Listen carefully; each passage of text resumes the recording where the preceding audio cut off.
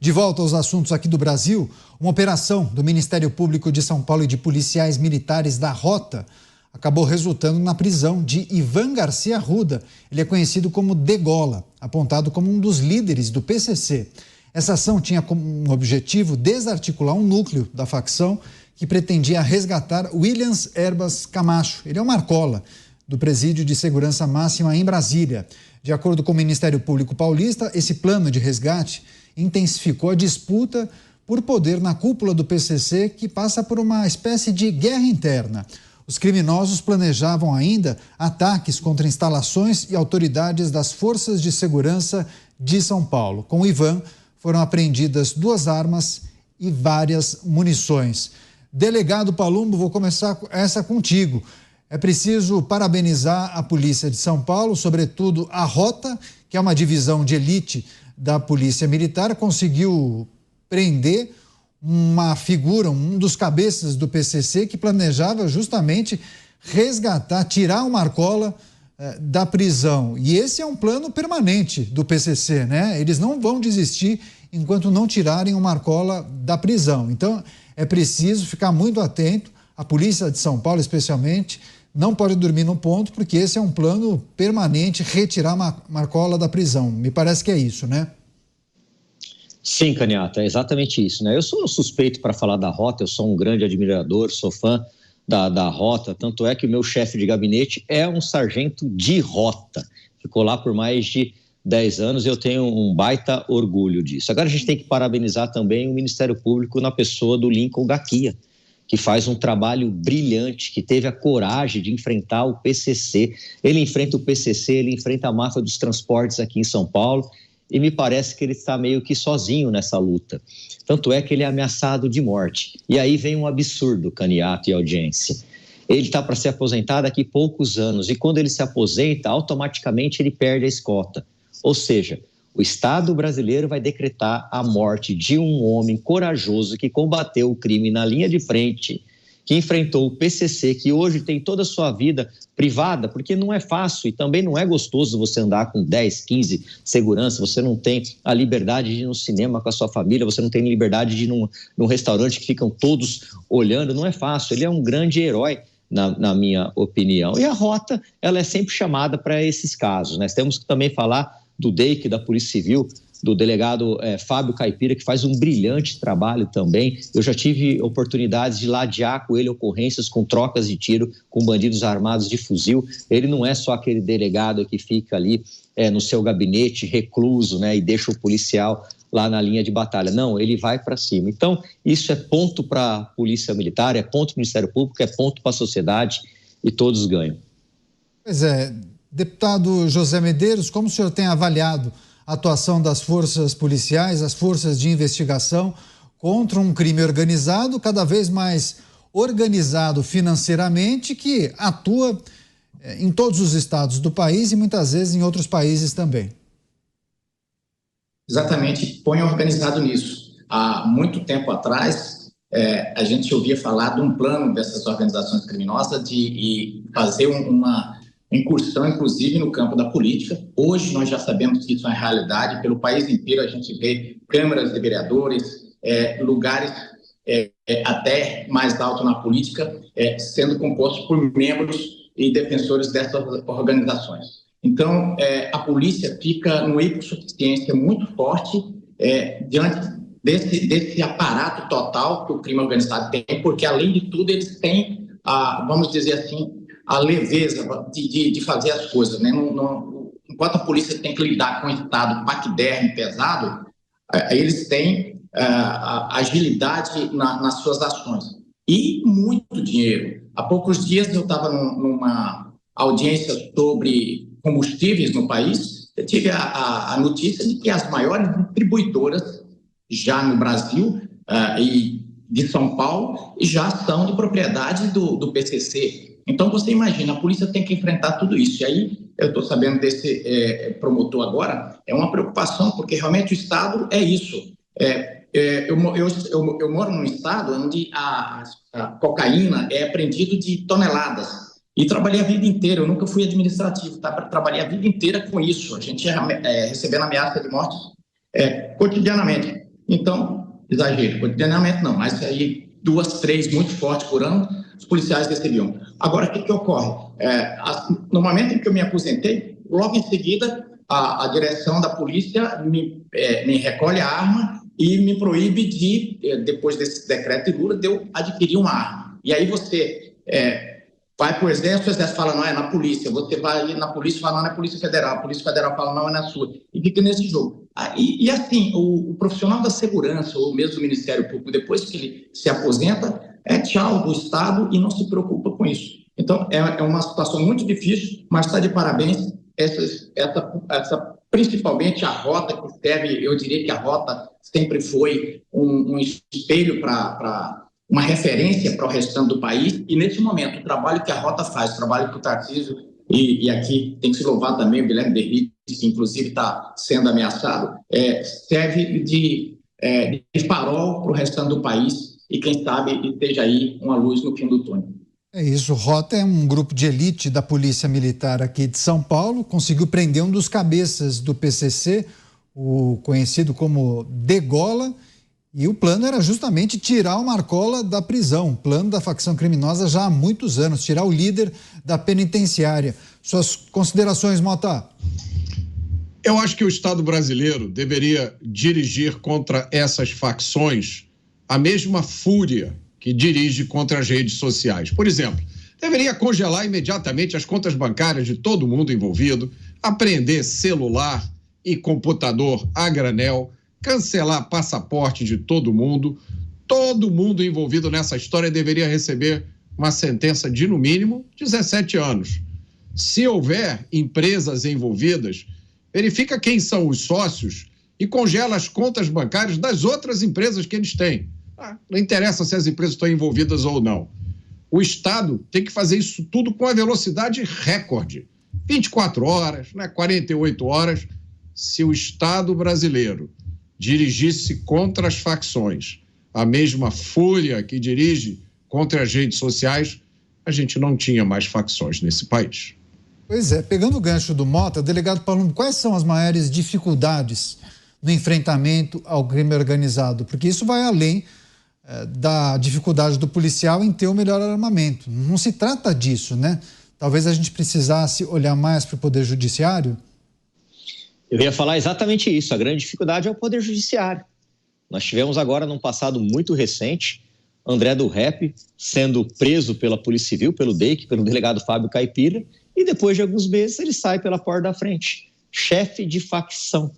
Se a gente contar isso nos Estados Unidos, vão achar que é piada, gente. Ele deveria apodrecer na cadeia. E o pior, Caniato, o helicóptero dele foi apreendido, o barco dele foi apreendido, o iate, já devolvido. E o helicóptero era usado pela Polícia Civil, porque está na lei de drogas, que ele pode vir para as forças policiais, era usado para transporte de órgãos, para pessoas que precisam de transplante rapidamente. E simplesmente devolve-se o helicóptero.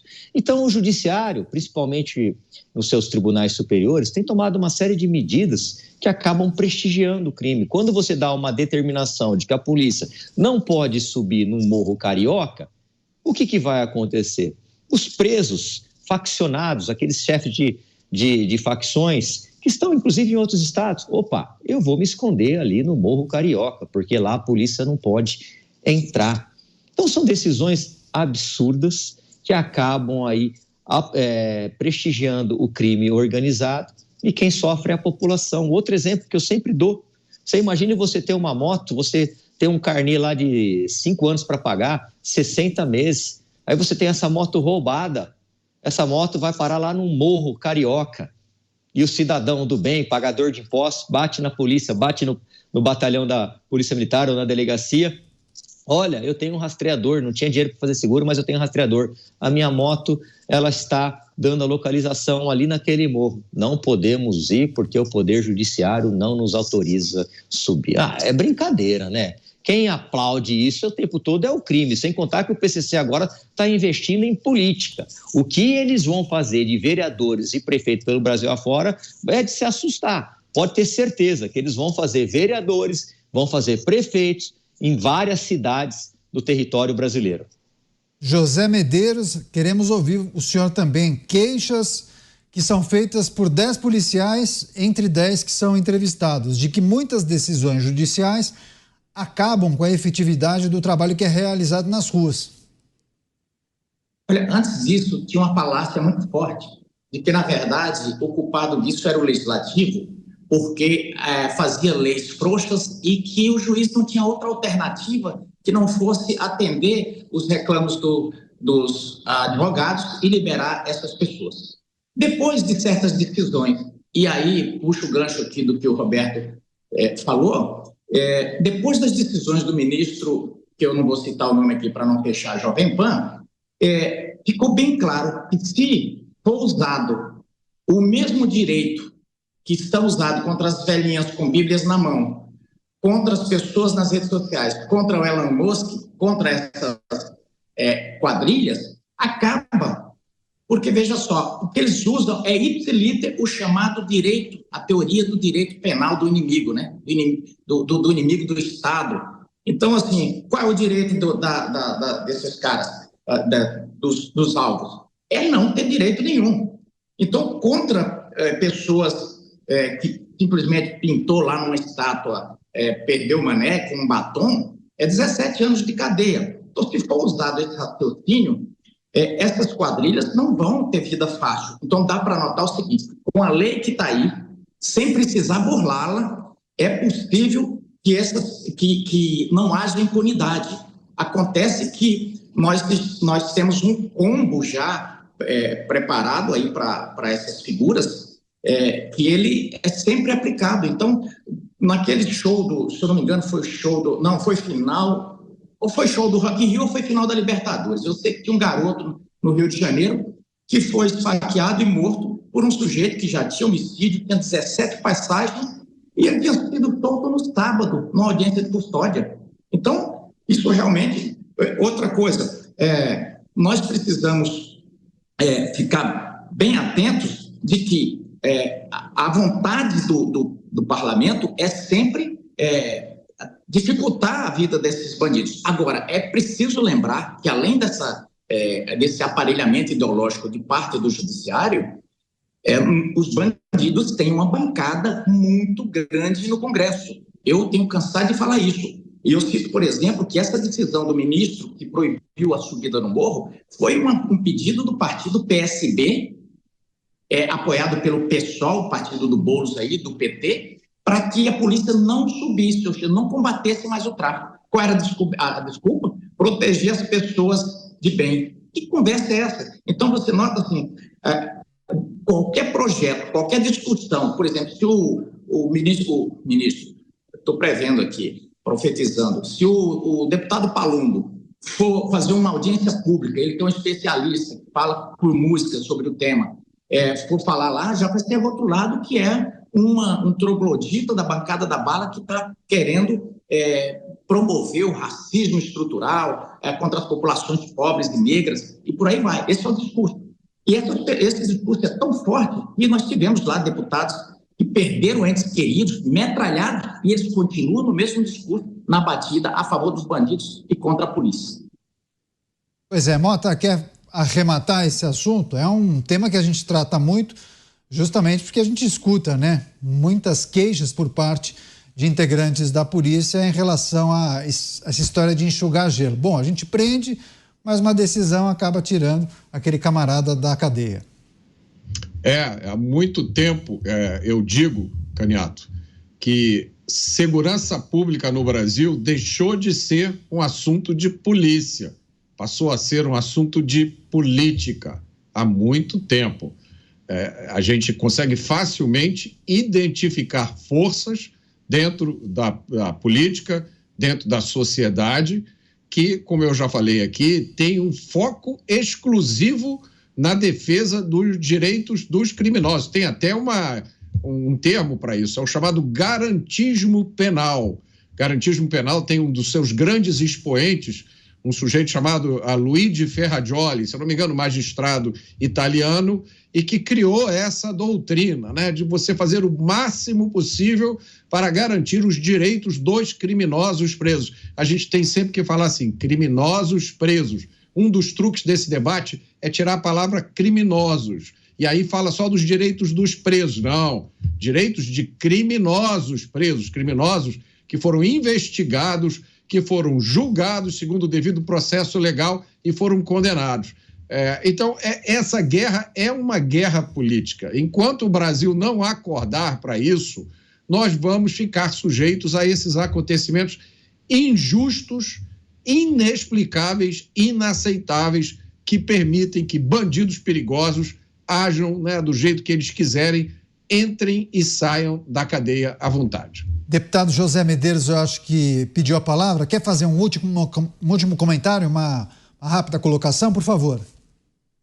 Só concordando que a grande verdade é que tem solução para o problema.